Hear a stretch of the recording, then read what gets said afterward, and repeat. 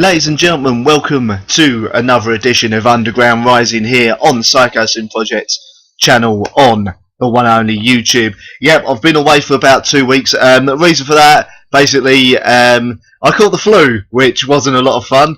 So I've been getting over that. I'm still not 100%, but it's been way too long since I put a video up. And I had this sent to me a little while ago.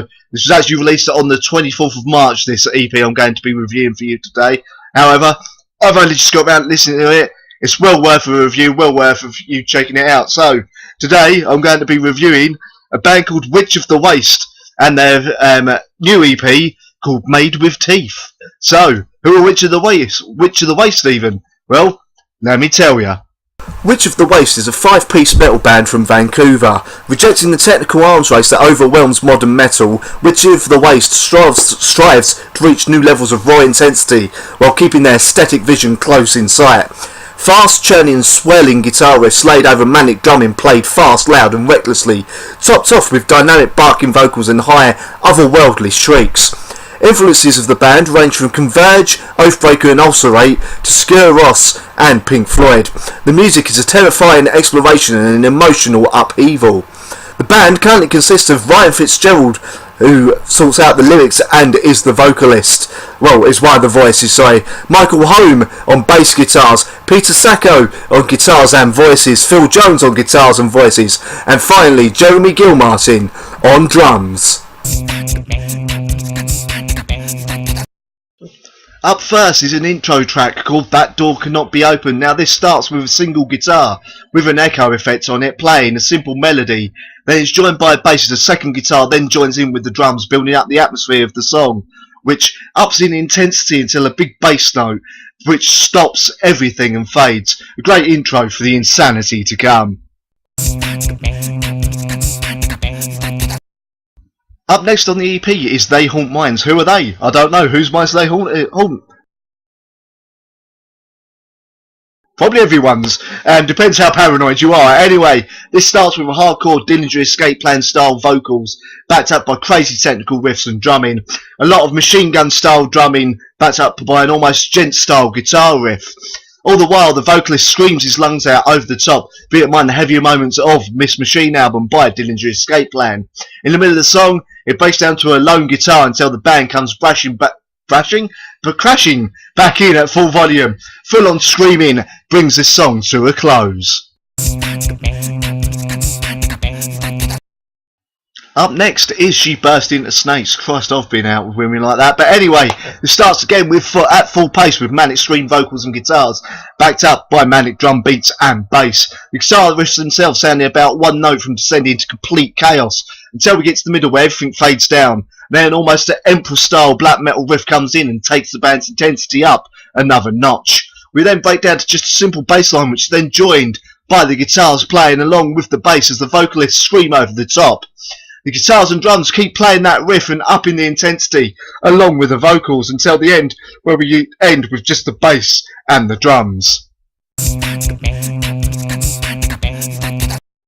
Next up is It Was Always 3 AM. To be honest, it's only 9:10 here while I'm reviewing this, but anyway, this starts with a rolling drum beat and the sound of guitar feedback. The guitars then play a discordant melody backed up by riffing and that heavy as hell bass sound. The vocalists scream over the top in superb chaotic fashion. This ends with a fade out of the instruments. I'll just explain quickly, the reason the reviews of these tracks are very short is because the songs themselves, apart from one, which is the last song, tend to be under about 3 minutes long. So there we go. Anyway, on to the next track. The penultimate track on the EP is Let's Say You Have an Axe. Now this starts at full throttle with again another chaotic drum beat. Vocals and riffs crisscross each other. God, that's a hard sentence to say. A single guitar then plays the main riff and the whole band joins in with the vocals, now being lower than before, adding to the menacing feel of the riff. We then fade down to nothing in the middle before another stop-start riff comes in and takes over, reminding me of the underrated UK band Charger. Go check them out if you've never heard of them. This ends with that stop-start riff repeating again and again until the song fades out.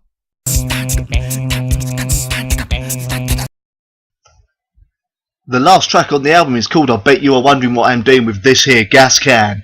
Now this starts with a drum roll, then another superbly chaotic yet melodic heavy riff. Superb use of panning and separate guitars between the left and right speakers. And then there's the main riff that comes in that's heavy as hell as the vocalist spy over the top with low and high screams. A subtle menacing bass line and riff plays underneath, adding to the chaos factor of this particular song. A single guitar then starts to play a different riff with occasional bass and drums until the second guitar and vocals come in and play over the top of that riff. The menacing riff keeps repeating over and over, getting stuck in your head, while the vocalists continue to scream over the top of it. Song ends with all the instruments playing one last note, and then we fade out with the sound of nothing but guitar feedback for about 30 seconds.